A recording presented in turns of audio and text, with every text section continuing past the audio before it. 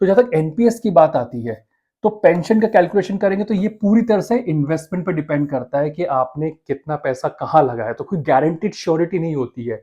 वही यूपीएस की बात की जाए तो 50% of the last drawn salary, ये आपको 101% आपके अकाउंट में आ जाएंगे। वो इसलिए, मान लीजिए अगर आपकी लास्ट ड्रॉन सैलरी मान के चलिए 5 लाख रुपए है जो आपने लास्ट ड्रॉ करी है, तो आपके 2.5 लाख रुपए की पेंशन कहीं नहीं गई। ये एक एग्जाम्पल है, क्योंकि आप मान के चलिए कर आपकी उम्र आज की तारीख में 30 साल की है, 35 साल की है, आज से 25-30 साल बाद आप रिटायर होंगे, तो 5 लाख सैलरी कोई बहुत बड़ी बात नहीं होगी। तो अगर आपकी 5 लाख आपकी जो लास्ट ड्रॉन सैलरी है, तो आपको उसका 50% कर दीजिए, आपको 2.5 लाख रुपए की पेंशन तब मिला करेगी। हाँ, लेकिन क्लॉज क्या है इंपॉर्टेंट, कि आपकी 25+ साल की जो सर्विस है वो पूरी होनी चाहिए। तो ये आपको गारंटी है यूपीएस के अंदर कि आपको 50% आपकी लास्ट ड्रॉन सैलरी वो आपको मिलेगी ही मिलेगी। लास्ट ड्रॉन से मतलब कि पिछले 12 महीने में जो भी एवरेज आपकी सैलरी रही होगी, उसका आपको 50% मिल जाएगा। तो वो यूपीएस की खासियत है।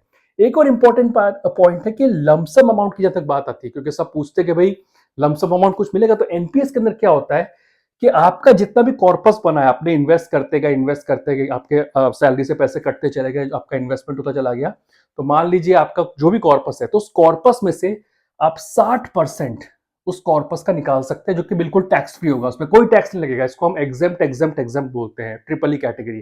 तो इस कॉर्पस के ऊपर कोई भी पैसा नहीं लगेगा।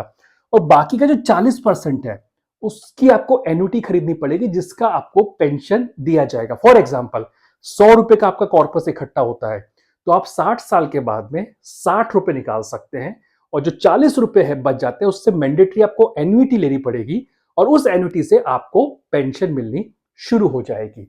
वहीं अगर यूपीएस की बात कीजिए तो कोई लमसम अमाउंट का पैसा नहीं मिलता उसमें, लेकिन हाँ, आपको श्योरिटी मिलती है जहां तक जो पेंशन की बात आती है।